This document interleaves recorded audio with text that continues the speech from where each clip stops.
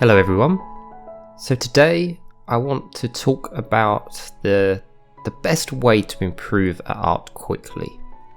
It's a topic I've been asked quite a lot lately, and it's mainly from people asking me where to get started, what to do, what should they focus on. They've had several questions about should they learn 3D, what areas of art should they focus on, should they be painting from other people's artwork, should they draw, should they paint? And I think that's an important question. So where to start as an artist and what's the best process to learn art quickly? So that's what we're going to talk about today. So the first thing I'd like to say with art is just start. A lot of people try to work out what the best process is. They analyze every part of what they're doing. And sometimes that's not useful if it leads to procrastination. If you're one of those people that is constantly trying to plan how to do a process but never actually doing it, then this goes out to you. Just start.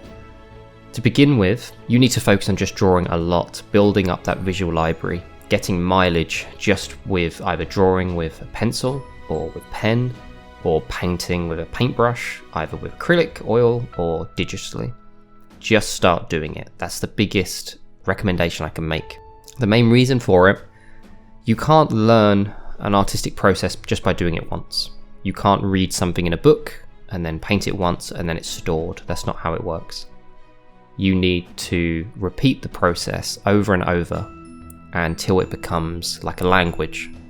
My version of this with art, recently I started learning Blender, 3D piece of software. And I've used Maya for years, so I already know how to 3D model. But I thought Blender would be a great tool. Started learning it, loved it. Really improved really quickly with it. And then for some reason I just stopped and I started using Maya again. Now 4 months passed and recently I went back into Blender and I couldn't remember any of it. It didn't take very long for me to forget that information. So remember, once you've learned something, it doesn't mean it just stays there forever. You need to practice that information to retain it. It's the same thing with 2D art. If you practice anatomy, then stop, you're going to start to lose that information.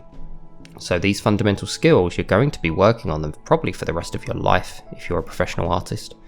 They don't get stored in a bank the first time you draw them, and then you can move on. You need to repeat that process over and over. So that's the first step, just start drawing. Draw as much as you possibly can. Okay, so what do you draw? To be honest, almost anything. Doesn't really matter to begin with, but I have one recommendation: draw from life. Either go out and draw if you can, or draw from photos. Photos are so important because they are realistic. They're giving you the perfect resource to draw from because you know it's accurate. If you take a photo, you know that existed. If you copy an artist's work, they've taken liberties and exaggerated real life, and you need to understand why they've done that and how they've done that. The only way you can do that is by drawing from photos or from life first. The focus here should be on replicating what you can see, essentially to a one-to-one. And the reason for that is understanding what is correct and what you need to change to make it more accurate. So let's say you're drawing a life model. You need to establish the anatomy is correct. You need to make sure you've rendered the lighting correctly, which comes under 3D form. You need to make sure the proportions are all correct, that it sits in perspective in 3D space.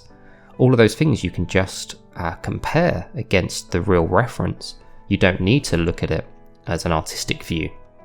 So trying to replicate something perfectly is a great way to develop that artistic eye.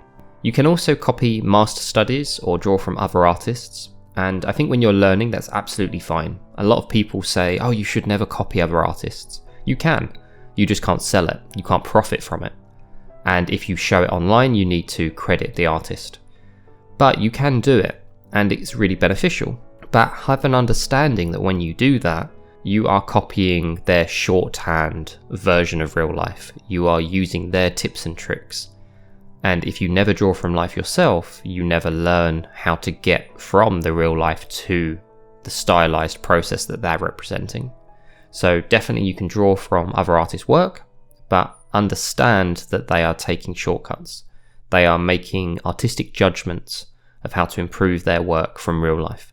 Because that's what you're trying to do as an artist, right? You're trying to improve on life. There are artists out there that reproduce realism one-to-one. I personally don't really see the benefit, just take a photo.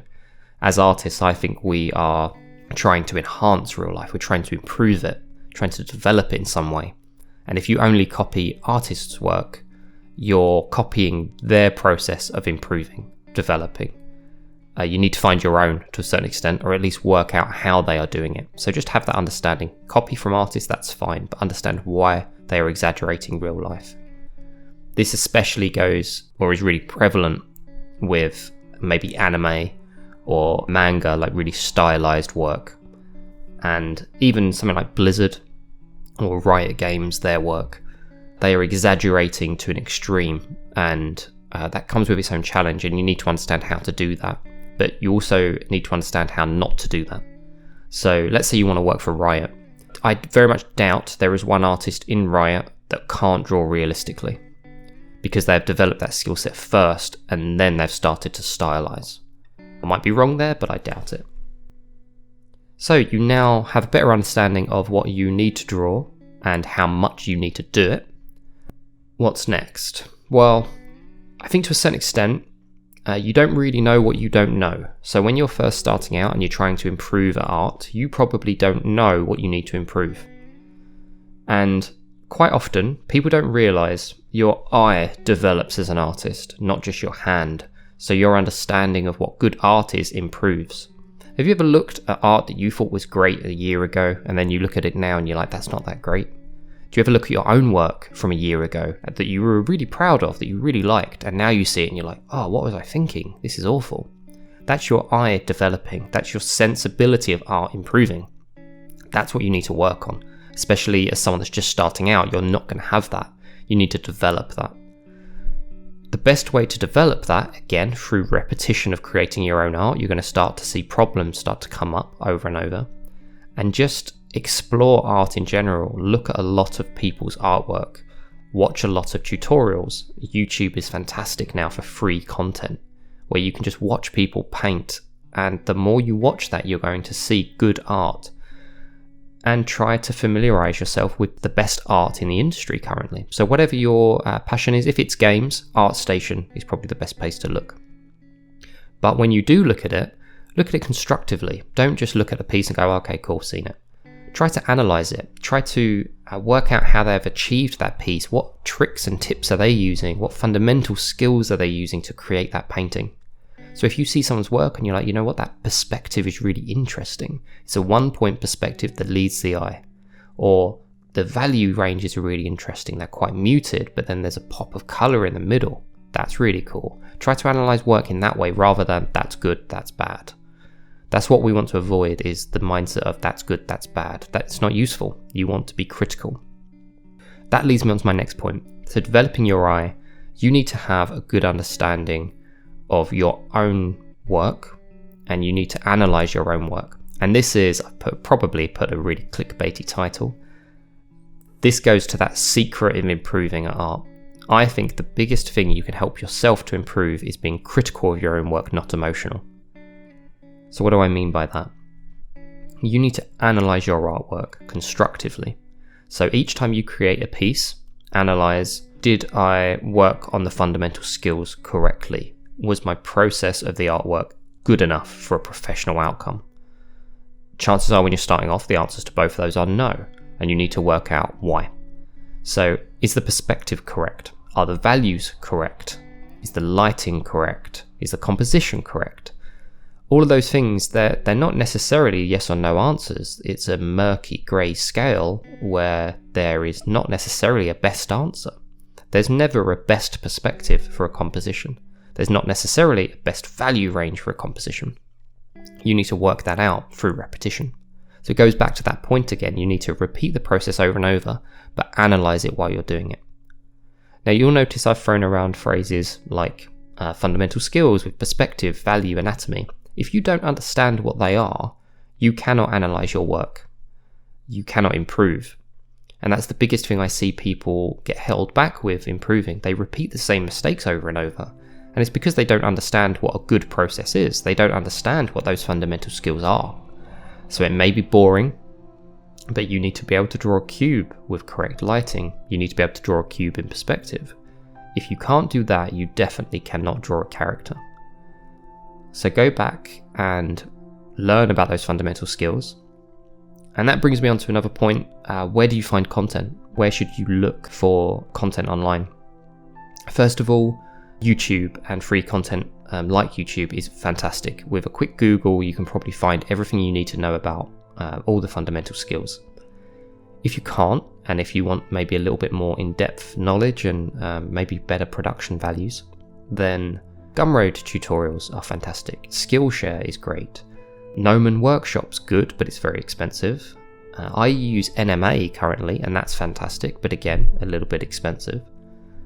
And of course, you've got university degrees and ateliers, and they are obviously fantastic for a kind of tailored learning process that's really going to help you along the way. I've heard a lot of artists recently say, and this is professional artists mainly saying, you don't need to go to art school, you can learn it at home. And that's fine as long as you have an understanding of what you need to learn. And I have found most students don't. They don't know what they need to improve. They need to be shown. If that is the case for you, have that understanding and contact other artists. Go to university, go to an atelier, reach out to communities where people can give you feedback. And if you hear the same feedback coming up over and over, then trust it. So if someone says your values need to improve, and let's say 10 people say that, then you probably do need to improve your values.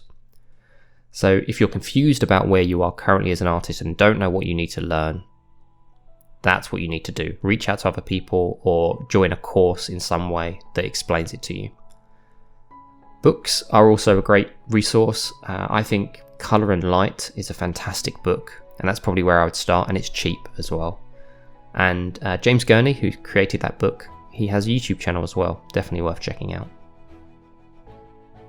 So, just to kind of cover all the points that I've made so far, you want to draw a lot, thousands of times, tens of thousands of times, and it can be anything, essentially. Ideally from life, but you can throw in artist work as well, as long as you have an understanding of what that means.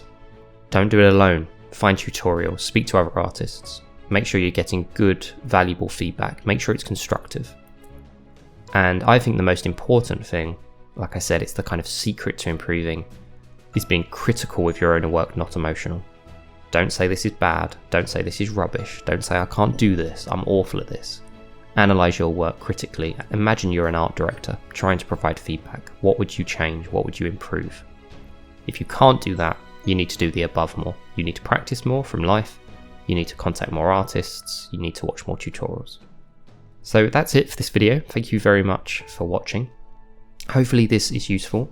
I definitely haven't covered the entirety of improving as an artist, but I've covered a few key points that I think are important. I'd love to hear how you're getting on with your progress, so reach out to me in the comments below with maybe what you're struggling with. Did this video help? If it didn't help, I'd love to know what you're still struggling with so I can try to address that in a future video.